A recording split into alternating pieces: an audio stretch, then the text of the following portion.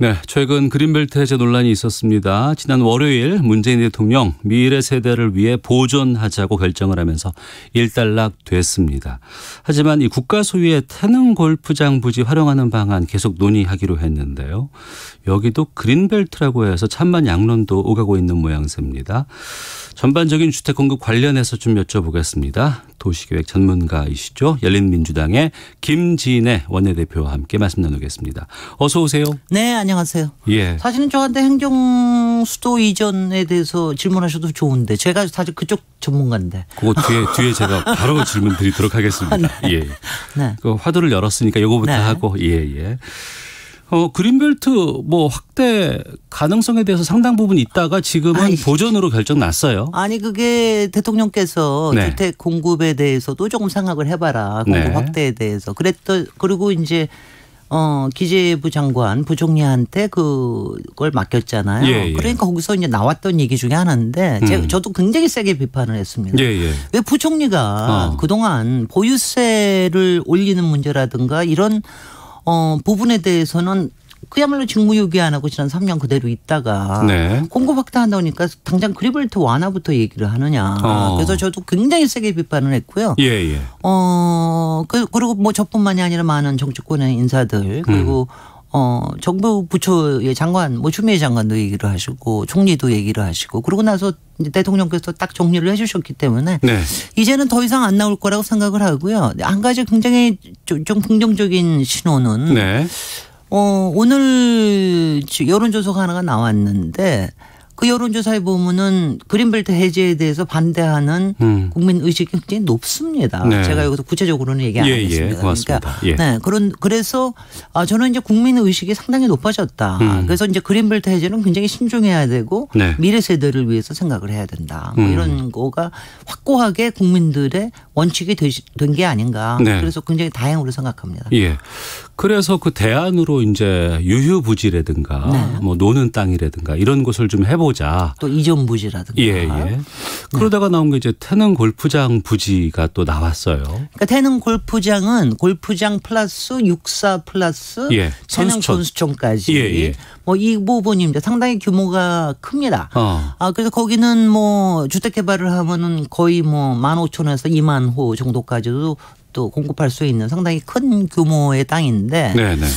그쪽이 지금 이전 계획이 있습니다. 네. 그래서 지금 이제 뭐 강원도 쪽에서 화천 쪽에서도 이전을 원하고 있고 그래서 아마 조만간 그게 이루어질 것 같은데 그거는 좀 적극적으로 고민을 해볼 필요는 있습니다. 왜냐하면 네. 그것이 이제 그린벨트 아니기는 하지만. 그러니까 여기도 개발 제한 구역이라고 그래서 시민단체 쪽에서는 좀 그린벨트라는 게 개발 제한 구역이죠. 그렇긴 하지만 이미 상당 부분을 쓰고 있는 공간이기 때문에 이 공간에 대해서는 쓸 수 있다라는 뭐 어느 만큼의 가능성은 좀 높아지는 거고 또 하나가 일반 개발 제한 구역을 풀면은요, 되게 네. 토지 보상비가 굉장히 많이 나갑니다. 민간이 소유하고 있기 때문에. 민간 소유이기 때문에. 네, 그러면은 이제 그게 갑자기 땅값을 올리기도 하고요. 네. 막 투기들꾼들도 몰려오고 또 토지 수용비가 보상금이 나가면서 그게 다시 또 부동산으로 또 다시 유입이 되기도 하고 그래서 굉장히 바람직하지 않습니다. 네. 환경 측면뿐만이 아니라. 근데 이제 이 경우에는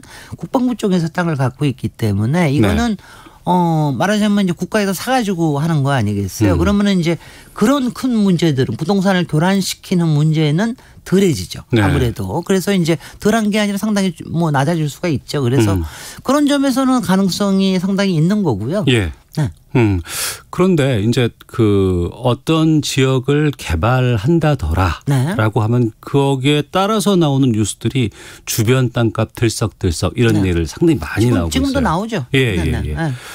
그러면 이게 그냥 단순히 어떤 민간 분양을 해가지고 여기에다가 아파트를 짓거나 주택을 지어버리면 그 주변 땅값을 안정시키는 게 아니고. 아니 뭐 이거는 당연히 민간 개발은 아닐 거고요. 이건 당연히 공공에서 나서서 하는 개발일 건데 개발을 하면 그게 신도시가 됐건 택지 개발이 됐건 재개발 재건축이 됐건 간에 주변이 따라서 오릅니다. 그리고 미리 오르고 미리 투기꾼들이 몰려오고 뭐 이런 경우가 상당히 있어서 이걸 차단하거나 막을 수는 없어요. 아니 뭐 이제 막을 수는 있는데 막는 것도 여러 번 합니다. 투기 예정지고 뭐 해가지고 여러 가지 뭐 하고 그러는데 그걸 열심히 하면 되죠. 그러니까 가령 이제 이번에도 보면은 이제 토지거래 허가 같은 것도 우리가 도입한 게 있잖아요. 그러니까 가령 토지거래 허가 같은 걸 도입을 하든가 뭐 이런 부분들이 분명히 필요할 거고요. 태릉 그쪽 관련은 이제 주변도 대부분 그린벨트가 좀 있고 다만 기존 시가지하고 연결이 되어 있는 부분들. 그다음에 주변에 경기도지만은 또 신도시가 또 하나가 있습니다. 이쪽하고의 이제 또 뭐 연담하라고 그러죠. 서로 이렇게 연결을 해가지고 좀 더 커지는 그런 것 때문에도 이제 사람들이 성장 가능성을 보면서 투기를 하려고 그러는 게 꽤 있을 겁니다. 저는 두 가지라고 봅니다. 이번에도 이제 저희가 보유세나 거래세를 좀 올리는 이런 부분을 했는데 토지도 마찬가지로 이게 만약 투기성이 있다라고 그럴 것 같으면은 거기에 세금을 올려야 되고요. 그다음에 이제 이 내부를 개발을 하는 데 있어서는 아마 이 경우에는 일부 뭐 민간 분양도 좀 아파트가 있겠습니다만은 상당한 부분을 공공임대로 할 겁니다. 상당한 부분을 공공임대로. 그러니까 뭐 많은 시민들이 다 인정하시듯이 우리나라의 공공임대 주택이 워낙 약하거든요. 아직 10% 미만이에요. 그래서 공공임대를 좀 길게 안정적으로 조금 싸게 살 수 있는 거를 좀 만들자. 특히 신혼 부부들 또 청년 주택들 이런 부분들에 대해서 아마 상당 부분이 이쪽으로 갈 거고요. 그다음에 이제 이런 걱정을 하시는 분들이 있어요. 이게 왜 강남에 그린벨트 푸는 거랑 뭐가 다르냐. 그러니까 정작 강남에 좋은 집을 구하기가 힘들고 어렵다고 하는데. 네네. 근데 강북에다가 그쪽에다가 짓는 게 어떠냐. 강남은요. 강남에다가는 뭐만 하나 하잖아요.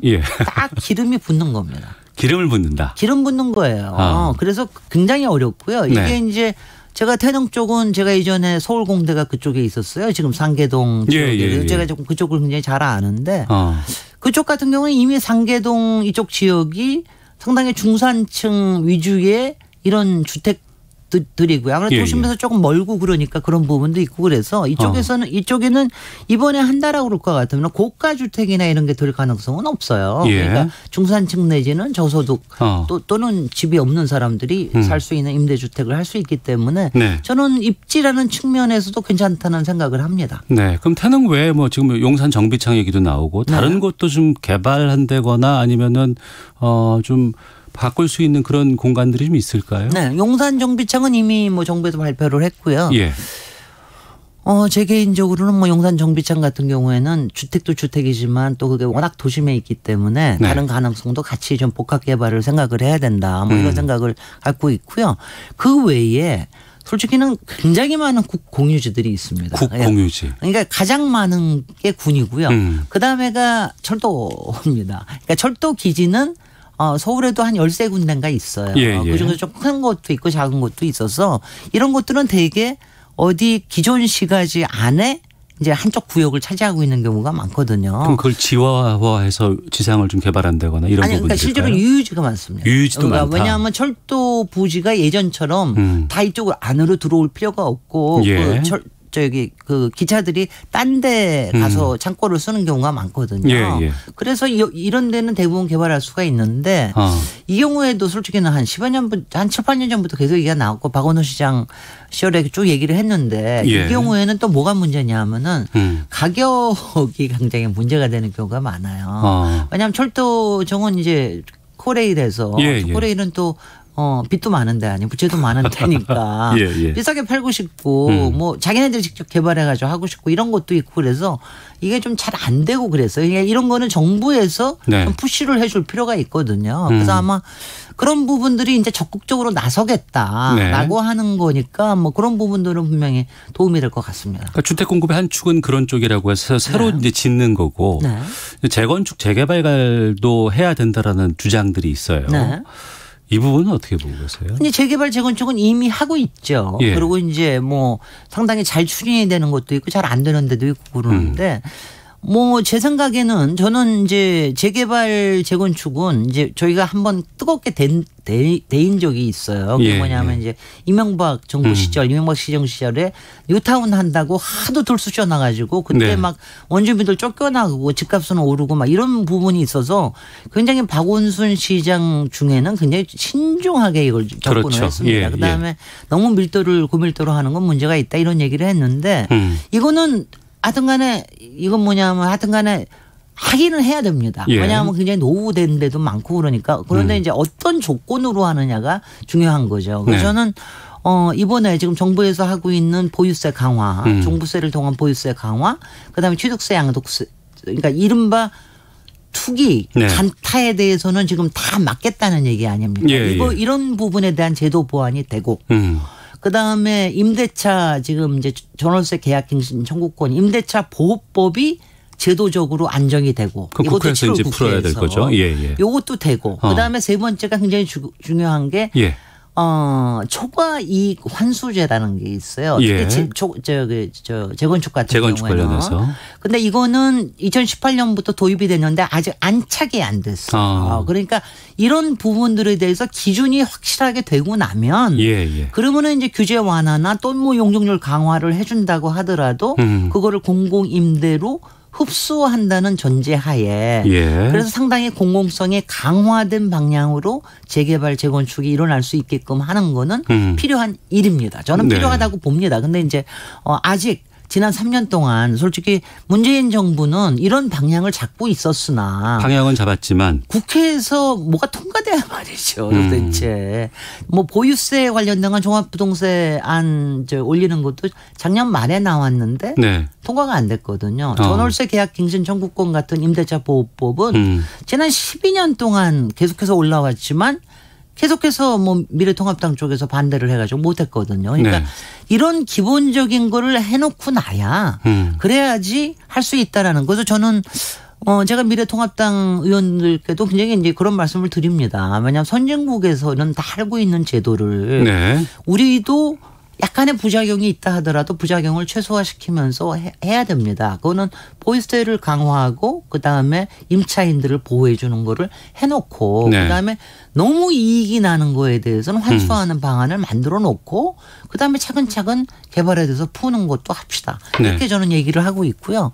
그다음에는 이제 뭐 저는 개인적인 생각이지만 서울 같은 경우에는 서울은 정말 좋은 도시인 게 역세권이 너무나 발달된 도시예요. 역세권 아닌 데가 없잖아요. 아닌 데가 없어요. 그래서 역세권 주변을 솔직히는 조금 더 도심지식으로 개발을 하는 거 이런 것들이 필요한데 이것도 이제 조심해서 해야 되는 거죠. 자칫해서 또 기름 부으면 안 되니까. 기름 부으면 안 된다. 안 되니까 여기도 뭐가 올라가고 뭐 이제 뭔가 지구 지정을 하고 여러 가지 하면 되는데 이런 부분들에 대해서 좀 더 적극적으로 얘기할 필요가 있다. 뭐 이런 생각을 하고 있습니다. 주택 공급 방안에 대해서 말씀해 주셨고 또 앞서 규제 강화 차원에서 이제 방향성은 맞다고 하셨습니다만 종부세율 지금 최고세율 6%잖아요. 근데 이 구간이 너무 넓다면서 그때 상당히 분노하셨던. 제가 비판하고 아니 갑자기 6%로 올린다니까 사람들이 깜짝 놀라잖아요. 그러니까 기존에 3.2% 6% 올린다니까 무섭잖아요. 근데 그거는 94억 과표 기준 94억 이상이고 94억 이상만 6%고 그러면은 거의 시가가 150억 정도 됩니다. 그런 게 많이 있나요 우리나라에? 그러니까 다 많지 않아서 2018년 기준 20명밖에 안 되고 20명밖에 안 된다. 아마 작년 2019년 아직 통계가 확실하게 안 나왔죠. 여하튼 100명 미만입니다. 그렇고 해놓고 굉장히 높였다고 막 얘기를 기재부가 막 그러니까 제가 좀 기재부가 하도 제가 답답해서 제가 좀 비판을 했고요. 실제로 실효세를 올리게 하는 게 굉장히 중요합니다. 그래서 제가 지금 현재로 보면은 12억 이하짜리 과표 세율 12억 이하짜리가 거의 90%를 차지해요. 그러니까 여기에 대한 조정. 그다음에 지금 보면은 12억에서 50억씩으로 이렇게 넓혀놓은 거는 문제가 있다. 그런 걸 좀 세부적으로 정교하게 만들 필요가 있다. 고가주택이 대부분 다 거기에 들어가 있을 거 아니에요? 많이 그쪽에 들어가 있습니다. 대부분도 들어가 있기 때문에. 그걸 좀 세분화해서 좀 차등을 주고. 실효성을 좀 올릴 필요가 있습니다. 알겠습니다. 그런데 기재부가 너무 그냥 듬성듬성 일을 해서 제가 좀 많이 비판을 했습니다. 청취자 봄비 같은 님께서 김진애 의원님 아자아자 김재현님은 김진애 의원이 국토부 장관을 하시면 좋겠습니다. KT주님 비가 와서 시원한데 김진애 의원님 의견 들으니 시원하네요. 김진 에어컨입니다. 하트 여러 개 주시기도 네. 했었고. 사실 제가 요새 에어컨 역할을 하는 거는 법사위인데. 거기로 가면 저희가 시간이 많이 없어서. 법사위 쪽에 네. 못하고 지금 이제 부동산이 터지기 때문에 왜냐하면 제가 솔직히 21대 국회 들어오면서 초반에 이번에 제 1호 법안이 전월세 계약갱신 청구권 주택임대차 보호법 예. 두 번째가 종합부동산 강화법입니다. 왜냐하면 저는 지금 안 하면 못한다. 예. 제가 뭐 지난 12년 20년 정도 이게 끌어온 법안인데 예. 이번에 안 하면 못한다는 생각을 꼭 합니다. 그래서 이번에는 꼭 해놔야. 예. 그래서 제가 그래서 솔직히 이렇게 이슈화가 된 거에 대해서 저는 힘들지만 굉장히 반가워하고 이번에 꼭 통과될 수 있도록 제가 뭐 정부도 좀 이렇게 좀 이제 많이 이렇게 좀 띄워주기도 하고 비판도 하고요. 더불어민주당이 혹시 또 후퇴할까봐 네. 또 이럴 때는 여당 아니니까 힘드네요. 그다음에 미래통합당 의원들께도 좀 합리적으로 얘기하시는 분들이 계시기 때문에 그런 데라도 얘기 많이 하고 그러고 있습니다. 그럼 바로 이 질문 드려야 될 것 같습니다. 지승환님께서 행정수도를 옮긴다고 서울 부동산값이 내려갈까요? 별 효과 없이 세금만 낭비할까 걱정입니다. 저희가 이제 2부 뉴스소다에서 이제 다루긴 하겠습니다만 이 행정수도 이전 문제에 대해서는 어떤 입장이신지 말씀해 주세요. 아니 도대체 국회에 옮긴다 그러면 저는 전 국민이 찬성할 줄 알았는데 서울 주민은 다 찬성할 줄 알았는데 국회의원 실어가지고 너무 그러시잖아요. 근데 이제 걱정들을 하시는데 이게 만약 국회가 만약 전체가 다 움직인다라고 그럴 것 같으면 상당 그 자체 인구도 그렇지만 이에 관련된 산업들도 뭐 미디어도 그렇고 다 같이 이제 옮기는 게 많으니까는요. 그것 때문에 걱정들을 좀 하시는 부분도 있을 텐데요. 이런 생각을 저는 오늘 자세하게 얘기할 시간이 없으니까 저희 18년 전에 그때 행정수도 이전 처음 나왔을 때 그랬습니다. 그때 야당에서 반대했던 논리가 뭔지 아시죠? 서울 공동화 현상이었습니다. 그렇습니다. 모든 지금 기관들이 내려가고 나면 서울은 인구도 줄고 재원도 줄고 그러면 서울 망한다. 그랬습니까? 전혀 아니지 않습니까? 그동안 정부 기관들이 지방에 혁신 도시들도 이전하고 정부 부처가 9개 플러스 여러 가지들이 또 이전하고 그랬지만 서울은 여전히 경제 도시로서의 위상은 더 올라가고 집값도 더 올라가고 이렇지 않았습니까? 그리고 오히려 지금은 이제 과밀되는 그런 분위기고 그래서 그런 공포 마케팅에 속을 필요는 없고요. 다만 이런 게 고민은 해야 될 거예요. 국회와 청와대가 만약 이제 이전을 한다라고 그럴 것 같으면은 이게 이제 상당한 상징성을 이제 이전한다는 그런 뜻이 되잖아요. 이게 이제 서울이 수도로서의 상징성을 가지고 있고 당시에 헌법재판소에서도 관습헌법이라는 이런 얘기를 했기 때문에 이런 부분들에 대해서 국민들과의 소통은 더 필요하고요. 다만 실제적인 실익은 상당히 높아질 것이다. 이런 생각을 저는 하고 나중에 또 자세히 말씀드리겠습니다. 알겠습니다. 공론화는 하되 실질적인 효과는 좀 있어 보인다. 가능성이 있다. 이렇게 정리하도록 하겠습니다. 오늘 짧은 순간에 여러 가지 얘기를 좀 많이 들었습니다. 감사합니다. 네, 감사합니다. 열린민주당 김진애 원내대표와 함께했습니다. 이 시각 교통 상황 헤드라인 뉴스